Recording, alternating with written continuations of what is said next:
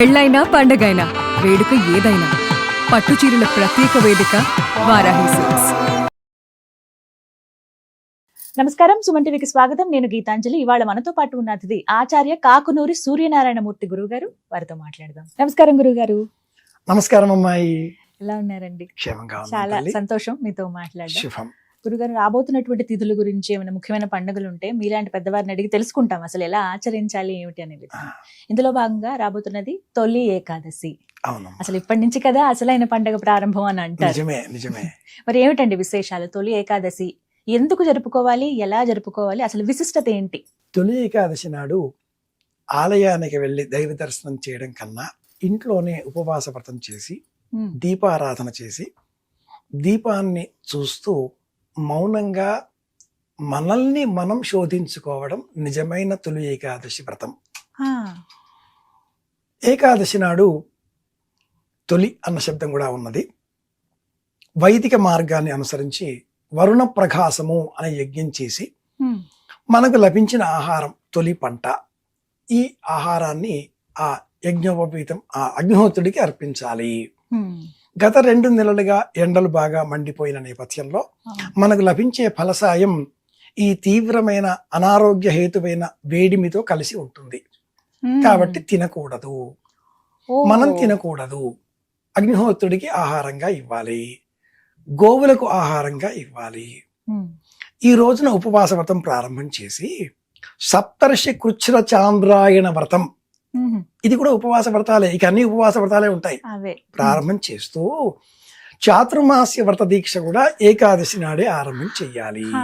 అంటే ఆహార నియమం ఈ రోజే చాతుర్మాస్య వ్రత దీక్ష ప్రారంభం చేయవలసింది ఆషాఢ శుద్ధ ఏకాదశి మొదలుగా కార్తీక శుద్ధ ఏకాదశి వరకు. ఏమిటి ఈ వ్రతం? ఆహార నియమం. ఆహార నియమమే ప్రధానంగా ఉంటుంది. ప్రధానం. ఇందులో ఏ దేవుడిని పూజించడం లేదు కదా. చాతుర్మాస్య వ్రతంలో ఏ దేవతారాధన లేదు.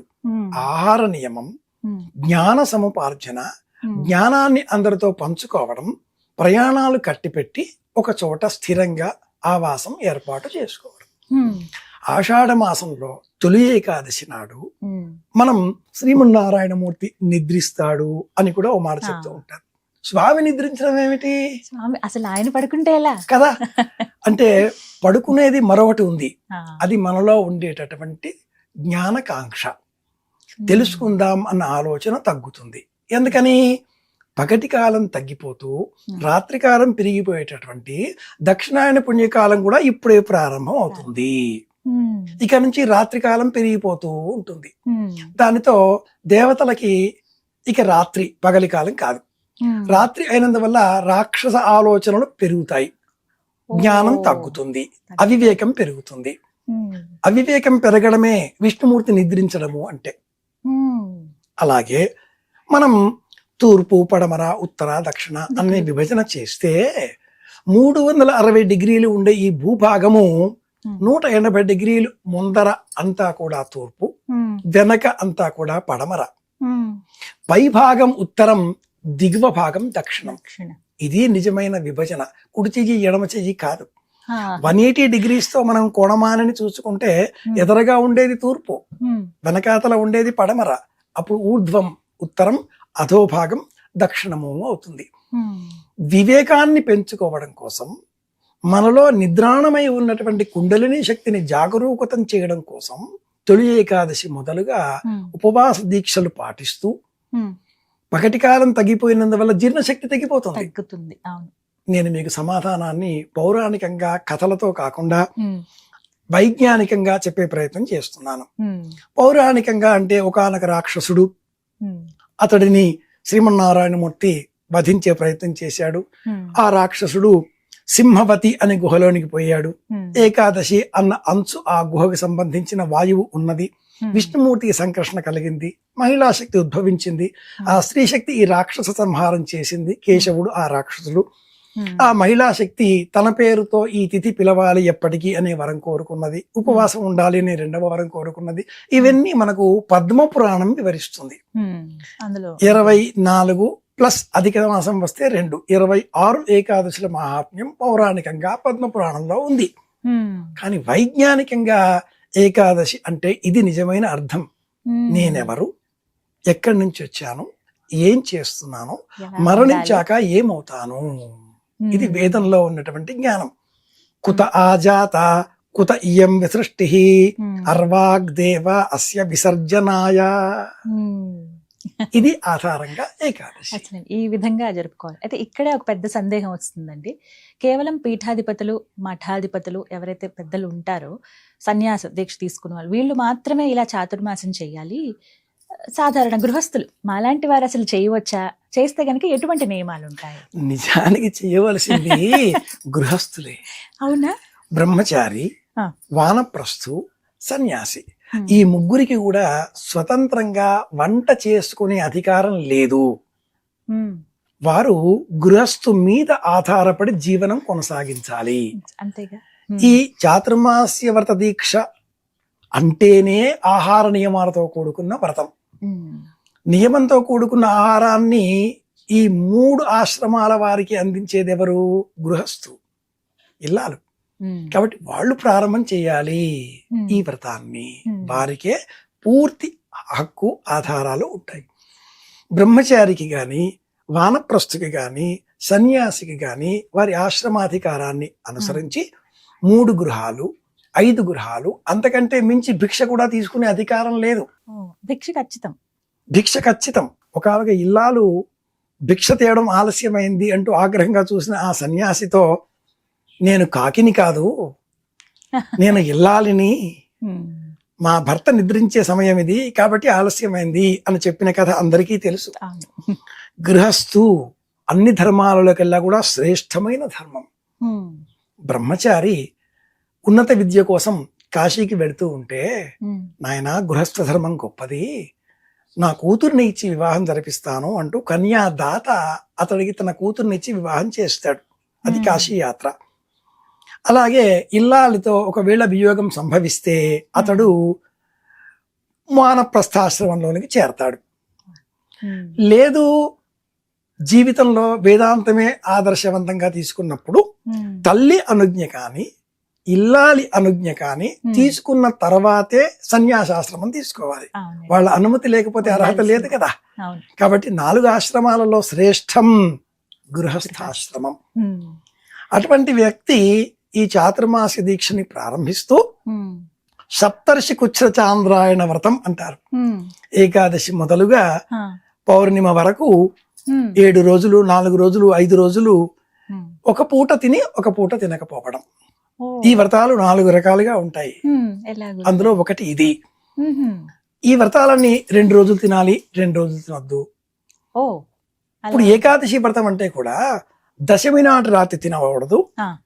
ఏకాదశి ఉదయం ఏకాదశి రాత్రి తినకూడదు, ద్వాదశి ఉదయం తినాలి, ద్వాదశి రాత్రి మళ్ళీ ఉపవాసం తినకుండా ఉండాలి. హా. అది ఈ హరివాసరం విధంగా అంటే. పాటించాలి. దశమి రాత్రి, ఏకాదశి ఉదయం, ఏకాదశి రాత్రి, ద్వాదశి రాత్రి మ్మ్. ఉపవాసం, ద్వాదశి ఉదయం తినాలి. మ్మ్. అది కూడా ఒక్కడు తినకూడదు, పంక్తిగా తినాలి. కేవల భోజనం గోపవతి పెట్టాలంటారు కేవల కదా? ఆగిరి. నిజం. ఆషాఢ మాసం నుంచి మనం చేసే సమస్త వ్రతాలు పుణ్యకర్మలు. అలాగే నేను చాతుర్మాసానికి సంబంధించి అడిగినప్పుడు గురువు గారు ఆహార నియమమే ప్రధానం అన్నారు కదా, ఇందులో ఖచ్చితంగా తినవలసినవి ఏంటి, త్యజించవలసింది ఏమిటి ఈ మాసాల్లో? ధర్మ ప్రవృత్తి మ్మ్. అనే గ్రంథంలో మ్మ్. జాబితా ఉంది. మ్మ్. ప్రథమ పరిచ్ఛేదంలోనే ప్రత్యేకమైన లిస్ట్ ఒకటి ఇచ్చారు. అబ్బో. సంక్షిప్తంగా మనం గుర్తు తెచ్చుకోవాలి మ్మ్. అంటే, నంజు పదార్థాలు, వంకాయ లాంటివి తినకూడదు. మ్మ్. భూమిలోన పెరిగేటటువంటి బంగాళాదుంప లేదా ఇతర గడ్డ పదార్థాలు తినకూడదు. మ్మ్. నూనె, ఉప్పు, కారం లేని పదార్థాలు తినాలి లేదా తగ్గించాలి. ఆ. ఆకుకూరలను తినకూడదు. ఓ. ఆషాఢ శుద్ధ ఏకాదశి మొదలుగా ఆ. శ్రావణ శుద్ధ ఏకాదశి వరకు ఆకుకూరలు తినకూడదు. తినకూడదు. ఆ. ఎందుకన్నారు? ఈ కాలంలోనే వర్షాలు బాగా పడుతూ ఉంటాయి. ఆ. కాని పేరుకి గ్రీష్మ ఋతువు ఆషాఢ మాసం. మ్మ్. గ్రీష్మ ఋతువులో వర్షం పడిన కారణం చేత అంతవరకు భూమి మనకు రోహిణి కార్తె, రోళ్లు పగిలేంత వేడి, వేడి ఉంటుంది. అంత వేడి ఇప్పుడు ఒక్కసారిగా వర్షం కురవడంతో ప్రకృతి పులకరించి మొలకెత్తి ఆకులుగా పంటలుగా బయటికి రావడంతో మనమంతా ఆహా అని తింటూ ఉంటాం. ఇప్పుడు పాలకూర ఈ ప్రమాణంలో లభిస్తుంది. ఆకు వెనకాతల సన్నటి గుడ్డు పురుగు మనం చూడొచ్చు పరిశీలిస్తే.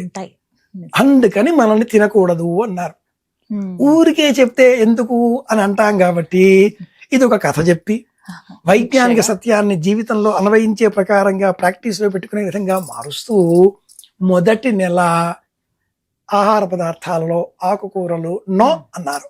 నో అంటే నో. ముఖ్యంగా ఇల్లాలు, మహిళ, గృహిణి, ఆడవాళ్ళు కదా, వాళ్ళు నో అంటే మరింత ఖచ్చితంగా నోనే కదా. రెండవ నెల శ్రావణ మాసం శుక్లపక్ష ఏకాదశి మొదలుగా భాద్రపదం వరకు పాలు, పాల ఉత్పత్తులు తినకూడదు. మూడవ నెల భాద్రపద శుద్ధ ఏకాదశి మొదలుగా ఆశ్వీజ శుద్ధ ఏకాదశి వరకు పెరుగు తినకూడదు. అలాగే నాలుగవ నెల ఆశ్వీజ శుద్ధ ఏకాదశి మొదలుగా కార్తీక శుద్ధ ఏకాదశి వరకు పప్పు ధాన్యాలు తినకూడదు. ద్విదళ భక్షణం నా కుర్యాత్ అంటూ ఈ సూత్రం పూర్తి అవుతుంది. ద్విదళములు, పప్పు ధాన్యాలు తినకూడదు. ఎందుకు ఇన్ని నియమాలు పెట్టారు? తింటే ఏమవుతుంది, పాలు తాగితే టీ తాగితే అయిపోతామా, అన్ని చెప్తూ ఉంటారు మీరు. జీర్ణ శక్తి తగ్గుతుంది సహజంగానే. నిద్రించే సమయం బాగా తగ్గిపోతూ ఉంటుంది, మెలకుగా వచ్చేస్తుంది, నిద్ర ఉండదు, తెలియకుండానే మెలకువ అయిపోతుంది. ఈ కారణాల చేత శరీరానికి అనారోగ్యం వచ్చి చేరుతుంది. 110 110 నుంచి 160 డిగ్రీల ప్రమాణంలో మన దేహంలో ధనంజయ వాయువు అనే వాయువు సంచారం చేస్తూ ఉంటుంది. దశవిధ వాయువులలో ప్రాణాపాన వ్యానోదాన సమాధానం అనే 5 కూడా శరీరానికి శక్తినిచ్చేవి అయితే మిగిలిన 5 కృకర, ధనంజయ అనే వాయువులు శరీరాన్ని పతనం చేస్తూ ఉంటాయి. కృకర అన్న వాయువు కంటి చివరలలో ఉంటుంది, కందురెప్పలకారంగా ఆరంభమవుతుంది, మన ఆయుర్దాయం కౌంట్ డౌన్ స్టార్ట్ అవుతుంది. రెండవదైనటువంటి ధనంజయ వాయువు నాభి నుంచి హృదయం వరకు ప్రసరిస్తూ ఉంటుంది. 110 to 180 160 డిగ్రీస్ అని చెప్తారు ఈ ప్రమాణాన్ని. కోణమానని ఇందాక చెప్పుకున్న ఉదాహరణ ఉంది కదా 180 డిగ్రీస్ లో. ఈ ఏకాదశి మొదలుగా ఉండే తిథులలో ఆహారం తినకపోతే లభించే ఆ కొద్దిపాటి సూర్యకాంతి శరీరం లోన ఉండే నీటిని కూడా జీర్ణం చేసేయడానికి ఉపయోగపడుతుంది. జీర్ణం అయిపోతే ఆరోగ్యం కదా. పదార్థం స్వీకరించినది రూపాంతరం చెందాలి. ఎలా తిన్నామో అలాగే ఉంటే ఎలా? ఇప్పుడు మన వాళ్ళు ఉప్పు వద్దంటారు. ఎందుకు వద్దంటారు? సింపుల్ కారణం, ఉప్పు కాస్త ఎక్కువగా వేస్తే ఆ పదార్థం చెడిపోదు. పచ్చళ్ళు పెట్టినప్పుడు ఉప్పు తక్కువైపోతే, పచ్చళ్ళు పెట్టినప్పుడు ఉప్పు తక్కువైతే ఫంగస్ వస్తుంది, పాడైపోతాయి. అందుకని ఆ పచ్చళ్ళు, పప్పులు, కూరలు బాగా ధారాళంగా దట్టించి మరి ఉప్పు వేస్తే బ్రేవ్ అని మనం తిన్న పదార్థం జీర్ణం కాదు, ఎలా తిన్నామో అలాగే ఉంటుంది. అది రూపాంతరం చెంది శక్తిగా మారాలి కదా, కన్వర్షన్స్ కావాలి కదా, లేకపోతే ఎలా? ఈ కారణం చేత ఏకాదశి నాడైనా ఉపవాసం ఉండండి. అది తొలి ఏకాదశి అయినా ఉండండి.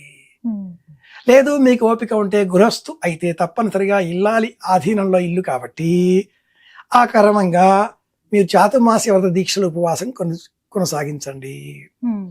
మాఘం నుంచి 5 నెలలు వివాహాలు శుభకార్యాలు చేసుకున్నారు కదా, ఇక విశ్రాంతి తీసుకుని పుణ్యం పెంచుకునే పనులు చెయ్యండి. దక్షిణాయనం కదా, పండుగలు కదా, ఇలా చెప్పారు. ఇది పరమార్థం ఉంది వీటిల్లో.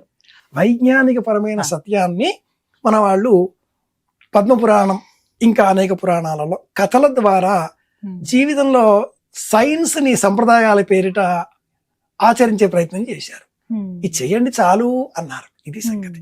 గురుగారు, అలాగే మరొక సందేహం అండి, వీటికి సంబంధించే చాతుర్మాస వ్రతాలు, ఈ దీక్షలు అని చెప్పి పీఠాధిపతులు, మఠాధిపతులు, సన్యాస దీక్షలో ఉన్నవారు ఎక్కువగా వారు ఆచరించడం అనేది మాకు ఎక్కువగా తెలిసినటువంటిది. ఇందాక మీరు చెప్పారు అసలు ఆచరించాల్సిందే గృహస్థులు అని చెప్పి. ఆచరించే విధానంలో కూడా ఏకాదశి నుంచి కొంతమంది చేస్తే గనక కొంతమంది పౌర్ణమి అని కూడా విన్నానండి. ఈ వ్యత్యాసం ఎందుకు? పౌర్ణమి యతులకు పౌర్ణమి చాలా ప్రధానం. అలాగే గృహస్థుకు కూడా పౌర్ణిమ, అమావాస్య వాటికి సంబంధించిన యజ్ఞయాగాది క్రతువులు ఉన్నప్పటికీ గురు పౌర్ణిమ, ఆషాఢ పౌర్ణిమ యతులకు మహాలయ దీక్ష ఆరంభం అవుతుంది. యతులకు శ్రాద్ధ కర్మలు లేవు, వారికి శ్రాద్ధ కర్మలు ఉండవు, ఆరాధన ఉంటుంది, ఆరాధన మాత్రమే ఉంటుంది. ఈ ఆషాఢ శుద్ధ పౌర్ణిమ మొదలుగా పంచమాపరపక్షములు, తెలంగాణ భాషలో చెప్పాలి అంటే పెద్దల దినాలు అని చెప్పాలి. ఎక్కడో భాద్రపదంలో వచ్చేటటువంటి కృష్ణపక్షంలో అని మనం చెబుతూ ఉంటాం, అది ఐదవది. నిజానికి ప్రారంభమయ్యేది ఆషాఢ పౌర్ణిమ. ఆషాఢ పౌర్ణిమ నుంచి ఆషాఢ అమావాస్య ఒక పక్షం, శ్రావణ మాసంలో శుక్ల కృష్ణ పక్షాలు 2, 3, భాద్రపదంలో వచ్చే శుక్ల కృష్ణ పక్షాలు 4, 5. ఈ పెద్దల దినాలకు పంచమాపరపక్షములు అని పేరు. ఆషాఢస్యాం, ఆషాఢ మాసంలో ప్రారంభం చేసి ఆషాఢీం అవధీం కృత్య పంచమ్యాం పక్షమాశ్రిత పితృవ్యాం పక్షమాశ్రిత. ఆషాఢం నుంచి పంచమాపరపక్షములు పౌర్ణిమ నాడే ప్రారంభం అవుతాయి. ఈ యతులకు వారి తల్లిదండ్రులకు శ్రాద్ధాధికారులు చేసే అధికారం కూడా లేదు, వారు సన్యాసం తీసుకున్నారు కదా, లేదు. కాబట్టి వారంతా ఈ ఆశ్రమ ధర్మానికి అనుకూలంగా పౌర్ణిమ నుంచి ప్రారంభం చేస్తారు. ఇక్కడ ఇంకొక చిన్న మెలిక కూడా ఉంది. ఎవరు సన్యాసులు, ఎవరు పీఠాధిపతులు? పీఠాధిపతులు ఎవరు, అసలు మఠాధిపతులను ఎవరిని అంటారు, సన్యాసులను ఎవరిని అంటారు, అంటే ఎందుకు అలా పిలవటం వారిని? ధర్మ ప్రవృత్తి, కాల నిర్ణయ చంద్రిక అన్న గ్రంథాలు మనకు ఎవరు సన్యాసి, ఎవరు పీఠాధిపతి, ఎవరు ధర్మాధికారిగా వ్యవహరించిన వారు అంటూ ఒక వివరణ తెలియజేస్తుంది. అలాగే ఈ మధ్యనే ఏదో ఒక ఇంటర్వ్యూలో విధిశేఖర భారతీ మహాస్వామి వారు, శ్రీ సన్నిధానం వారు సన్యాస దీక్షలో ఉండే వారి నియమాలు ఏమిటో చెప్పి పీఠాధిపత్యం కారణంగా మేము ఆ నియమాలన్నింటినీ కూడా అనుసరించలేకపోతున్నాం అని బాధను వ్యక్తం చేశారు. అలాగే మహాస్వామి వారు శ్రీ సన్నిధానం కాబట్టి పీఠాధిపత్యంతో కూడుకున్న బాధ్యతలని మేము సమాజానికి మంచి చెప్పాలి కదా, సమాజానికి మార్గనిర్దేశం చేయవలసిన వారం కదా. కాబట్టి పీఠ సంబంధిత వ్యవహారాలలో కూడా తలములుకలుగా ఉన్నప్పటికీ మళ్ళీ మేము ఆశధర్మానికి సంబంధించిన చాతుర్మాస దీక్షలు, వ్రతాలు, ప్రబోధాలు, బోధనలు అన్నీ చేస్తున్నాం అన్నాడా మహానుభావుడు. విషయంలోకి వచ్చేస్తే ఈ ఆశ్రమంలో ఉండే నలుగురిని 4 వర్గాలుగా విభజించింది ధర్మశాస్త్రం. పటీచకుడు, కుటీచకుడు, హంస, పరమహంస. ప్రాథమికంగా సన్యాస దీక్షలో ఉండేవారు 4 వర్గాలుగా ధర్మశాస్త్రం చెబుతుంది. కుటీచకుడు అంటే ఒక ఆశ్రమం నిర్మించుకొని అక్కడికి వచ్చిన వారికి ధర్మబోధ చేసేవారు. బహూదకుడు అంటే కుటీచకుడున్నా పటీచకుడున్నా ఒకరే, రెండవ వారు బహూదకుడు. బహూదకుడు అంటే అంతటా సంచారం చేస్తూ స్థిర నివాసం ఏర్పాటు చేసుకోక ఎవరు ఏది అడిగితే వారికి అది చెబుతూ, అడిగితేనే చెప్పాలి, అడగకపోతే చెప్పకూడదు, చెబుతూ జీవితాన్ని సంచార మార్గంలో తీసుకువెళ్ళేవారు. 3వది హంస. హంస జీవనంలో ఉన్నవారు ద్వంద్వాతీతం సకలమభేదం తత్వమస్యాది లక్ష్యం ఏకం నిత్యం విమలచరితం సర్వధి సాక్షిభూతం భావాతీతం త్రిగుణరహితం సద్గురుం తన్నమామి కదా. కాబట్టి త్రిగుణాలకు అతీతంగా, సత్వరజస్తమో గుణాలకు అతీతంగా శ్వాస పైన ధ్యాసతో బ్రతికేవారు హంస. వైదికంగా హంస హంస పరమహంసోహం హంసోహం హంస అని ఒక సూత్రం ఉంది. అవునండి. అంతెందుకమ్మాయి, లౌకికంగా ఓ మాట చెప్పుకుంటాం కదా, హంస పోయింది అంటారు, హంస వెళ్ళిపోయింది శరీరంలోంచి అంటారు. సోహం దాన్నే చెప్తూ ఉంటాం. అహం బ్రహ్మాస్మి సోహం హంస, ప్రాణం హంస. మహిళలకు ఎందుకు శాస్త్రం ఇంత గొప్ప పీట వేసింది అంటే, కన్యాదాన సమయంలో వారికి బులాకి అనే ఒక ఆభరణం ఉంటుంది. ఆ బులాకి అంటే అది హంస, అది ముక్కు దూలం మధ్య భాగంలో ఉంటుంది. అది ఉంటేనే కన్యాదానం చెయ్యాలి, అది లేకపోతే కన్యాదానార్హత లేదు. అది హంస, శ్వాస పైన ధ్యాస. ఇది కలవారు హంస.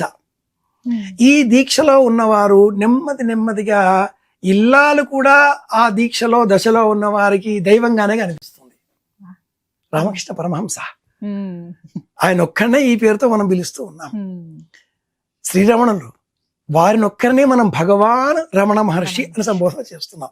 ఆ పేర్లు వినగానే మనకు తెలియకుండానే మన రెండు చేతులు ఇలా వచ్చే చెయ్యాలి, లేకపోతే మనలో ఏదో అహం ఉంది, నేను అన్న భావన ఉంది. సన్యాస ఆశ్రమంలో ఉన్నవారు పటీచకుడు, బహూదకుడు, హంస, పరమహంస. ఇందులో పరమహంస స్థితికి చేరిన వారు పీఠాధిపతి అవుతారు. వాళ్ళలో అన్నింటికీ అతీతమైనటువంటి ఆలోచనా శక్తి ఉంటుంది. తిట్టినా ఒకే రకంగా, పొగిడినా ఒకే రకంగా, వీటిని వారు ఎప్పుడూ వారు పరిగణనలోనికి సమయం ఉండదు వారికి. అలాగే పీఠాధిపతుల సంప్రదాయాలలో కేవలం నమకం మాత్రమే చెబుతారు, చమకం చెప్పరు. ఎందుకని గురుగారు? నమకములో విశ్వవ్యాపితమైనటువంటి శివశక్తి చైతన్య వర్ణన మాత్రమే ఉన్నది. చమకములో లౌకికమైనటువంటి కామనలు ఉన్నాయి. నాకు ఇది కావాలి, నాకు అది కావాలి, ఇవన్నీ వద్దు అనేవాడు సన్యాసి. కావాలి అంటే ఎలా? శివతత్వాన్నే ధ్యానం చేస్తూ పీఠాధిపత్యంలో ఉన్నవారు ఓం నమ శివాయ అని కూడా అనరు. కేవలం ఓం ప్రణవ శబ్దాన్ని మాత్రమే ఉచ్చారణ చేస్తూ ఉంటారు. గృహస్థు కేవలం ఓం అనకూడదు. గృహస్థుకు మళ్ళీ వెంటనే ఓ పదం ఉండాలి. ఓ నమ వెంకటేశాయ, ఓ నమ శివాయ, ఓ నమో నారాయణాయ, ఒక లింక్ ఉండాలి. సో ఈ విభజన క్షుణ్ణంగా తెలిసిన వారు పీఠాధిపతులు అవుతారు. ఈనాటి కాలంలో ఆమ్నాయ పీఠాలు, 1000 సంవత్సరాల చరిత్ర, అవి పీఠాలుగా పరిగణనలోనికి ఉన్నాయి. మనం శ్రీపీఠం, ద్వారకా, పూరి, అలాగే శృంగేరి, మూలపీఠం మాది అని చెప్పే కంచిపీఠం, వీటిని మనం పీఠాలుగా స్వీకరిస్తున్నాం. మఠం అన్న పేరిట శ్రీ వైష్ణవ ధర్మానికి సంబంధించిన, విశిష్టాద్వైత సంప్రదాయానికి సంబంధించిన 74 ఏకాంగుల నేతృత్వంలో, ఇది కూడా 1000 సంవత్సరాల చరిత్ర. చినజీర స్వామీజీ వారి మఠాలన్నీ కూడా ఈ వర్గంలోనికే వస్తాయి. వారికి యజ్ఞోపవీతం ఉంటుంది, శిఖ ఉంటుంది, కుటుంబము ఉంటుంది. ఈ ఆశ్రమంలో ఉన్న వారిని ఇలా మనం గమనిస్తూ ఉన్నాం. అలాగే మరి ఒక ధర్మం అద్వైత, విశిష్టాద్వైత, ద్వైత ధర్మం కూడా మనకు తెలుసును కదా. దీనికి కూడా ఒక 1000 సంవత్సరాల పైగా చరిత్ర ఉంది కదా. మధ్వ ధర్మావలంబులలో వారికి కూడా ఉత్తరాది మఠం కానీ ఇంకా కొన్ని మఠాలు ఉన్నాయి కదా. ఆ మఠ సంప్రదాయాలలో వివాహం చేసుకొని అనంతరం సన్యాసం తీసుకోవచ్చు. ఇప్పుడున్న సుబుధేంద్ర స్వాముల వారు కూడా అలాగే మనకు మంత్రాలయ పీఠాధిపతి దర్శనమిస్తారు. ఇక ఉత్తరాది మఠంలో ఉండే పీఠాధిపతి తొలిసారిగా ఇప్పుడు మనకు 8 సంవత్సరాలలోనే సన్యాసాశ్రమం తీసుకొని తర్కం మీమాంస చదువుకొని వారు మనకు ప్రత్యేకంగా ద్వైత ధర్మ బోధ చేస్తున్నారు. జీవుడు ఈశ్వరుడు వేరే అనే మార్గం. ఇవి కాకుండా అష్టమఠాలు మనకు ఉడిపిలో కనిపిస్తూ ఉంటాయి. ఇవన్నీ ఎందుకు గుర్తు చేశారు అంటే తల్లి, సామాన్యులు కాషాయం వస్త్రం ధరించగానే వారు పీఠాధిపతి అనే భ్రమలో పడిపోతున్నారు. దత్తపీఠం అది గురుపీఠం, ఒక పరంపర, దత్తాత్రేయ సంప్రదాయం. ఎన్నో సంవత్సరాలుగా ఆ పీఠంలో దత్త చరిత్ర ఆధారం, అర్చనా విధానం, సంయమన దృష్టి. వారు విశ్వవ్యాపితంగా, ప్రపంచవ్యాప్తంగా హనుమాన్ చాలీసా కావచ్చు, భగవద్గీత కావచ్చు, ప్రపంచవ్యాప్తంగా వందలాది, వేలాది, లక్షలాది మందిలో భక్తి చైతన్యం నింపుతూ జ్యేష్ఠ శుద్ధ ఏకాదశి వారి జన్మతిథి. వారు విశ్వవ్యాపితంగా దత్త సంప్రదాయాన్ని, గణపతి సంప్రదాయాన్ని, చిన్నారి బాలబాలికలలో భక్తి మార్గాన్ని బోధిస్తున్నారు. పీఠం అనగానే దశనామి అనే పద్ధతులలో పూరి, సరస్వతి, భారతి ఈ పేర్లు వాళ్ళకి ఉపనామంగా లేదా ఆ చివరలో బిరుదావళిలో ఉంటాయి. ఇదే క్రమంలో అద్వైత మార్గాన్ని అనుసరించే పీఠాలు అనాదిగా ఉన్న వాటిల్లో మనం దత్తపీఠం కూడా జమ చేసుకోవచ్చును. శంకర పీఠాల అనుగుణంగానే పుష్పగిరి పీఠం, తపోవన పీఠం కొన్ని ఇలా ఉన్నాయి. ఇవి కాకుండా ఈనాటి కాలంలో ఎన్నో పీఠాలు వీధి వీధికి ఒకటి చొప్పున తయారవుతున్నాయి తల్లి. చాలా చూస్తున్నాం. ఇది కొంచెం మనకు మనసుకు కష్టం కలిగించేదే కావచ్చు, కానీ ఈ పీఠాలన్నీ భక్తి మార్గాన్ని అనుసరిస్తున్నాయి. ఒక పీఠం అన్నప్పుడు పీఠ సంప్రదాయాన్ని అనుసరించి అర్చనామూర్తి, దక్షిణామూర్తి లేదా శారదా చంద్రమౌళీశ్వర లేదా లక్ష్మీనారాయణ అర్చామూర్తి, ఒక పూజా విధానం, ఉదయం నుంచి రాత్రి వరకు క్రమదీక్షా క్రమం, నియమావళి ఇవన్నీ ఉంటాయి. ఆధునికంగా ఏర్పడేటటువంటి అనేక పీఠాలు మనం చూస్తున్నాం. మనం ఎవరిని నొప్పించకూడదు, ఏ పేరు తీసుకోకూడదు. కానీ ఈ పీఠాలన్నీ తమవి అయిన స్వంత పాండిత్యంతో, స్వంత జ్ఞానంతో ఒక పీఠం విశాఖపట్నంలో ఏర్పడింది ఈ మధ్య కాలంలో. వారితో నాకు సంభాషించే అవకాశం లభించింది. వారి అర్చామూర్తి చాలా భిన్నమైన మార్గంలో ఉంది. నేను వారితో మాట్లాడి ప్రత్యక్షంగా అడిగాను, ఈ అర్చామూర్తి ఏ సంప్రదాయంలోనిది? అదేదో సాగర సంగమం సినిమాలో నాట్యం చేసే సమయంలో ఇది ఏ సంప్రదాయం అంటే సంప్రదాయాలెన్నో తెలుసా అని చూచినట్లుగా ఆయన నన్ను చూచి ఇది ఖడ్గమాల సంప్రదాయంలో వచ్చే రూపము అన్నాడు. ఆ ఖడ్గమాల దేవీమాల, ఖడ్గ శబ్దం ఉన్నందువల్ల మీరు ఆ పేరుతో చెబుతున్నారు. 108 రూపాలు నాకు తెలుసును, ప్రతి రూపము నాకు కళ్ళల్లో ఉంది. మీరు అర్చించే ఈ మూర్తి అందులో ఎక్కడా కనపడలేదే అని అడిగాను. ఆ పీఠాధిపతి, మా గురువు గారు నాకు చెప్పారు ఇది మాకు సంబంధించినది అంటే, ఇది అనూచానంగా వస్తున్నటువంటి పురాతనమైనటువంటి సనాతన ధర్మానికి సంబంధించిన విధానం కాదు. ఇలాంటి పీఠాలు చాలా ఏర్పడుతున్నాయి. ఇది బాధాకరం. వీటిని మరి ఆధునికులు, youngsters, youth, so called people, why they are supporting? Only one reason, వాళ్ళల్లో భక్తి పెరిగింది. శుభం. ఎందుకు పెరిగింది? పాప భీతి కారణంగా పెరిగింది. There are 2 options. ఓకే, ఒక వ్యక్తి నీళ్లలో పడి కొట్టుకుపోతున్నాడు. ఓడలో ఉన్న వ్యక్తి ఆ వ్యక్తిని చూచి చెయ్యి ఇచ్చి నీ చెయ్యివ్వు అన్నాడు. ఇవ్వడం అలవాట్లేదు ఆ వ్యక్తికి. చెయ్యివ్వడే, కొట్టుకుపోతున్నాడు కానీ చెయ్యివ్వడే. బాబు నీ చెయ్యివ్వరా అంటే చెయ్యివ్వడు. దాంతో ఈ ఓడలో ఉన్న వ్యక్తి జ్ఞాని కాబట్టి కొంచెం ఆలోచించి నా చెయ్యి తీసుకో అన్నాడు. అది పట్టుకున్నాడు వాడు. వస్తుంటే తీసుకుందాం, ఇవ్వడం లేకుండా పోయింది సమాజంలో. డబ్బు కావాలి, పుణ్యం కావాలి, పుణ్యం కర్మలు చెయ్యం. ఓకే, వెంటనే అయిపోవాలి. షార్ట్ కట్ మెథడ్స్ ఉన్నాయా? ముక్తి ఎలా వస్తుంది?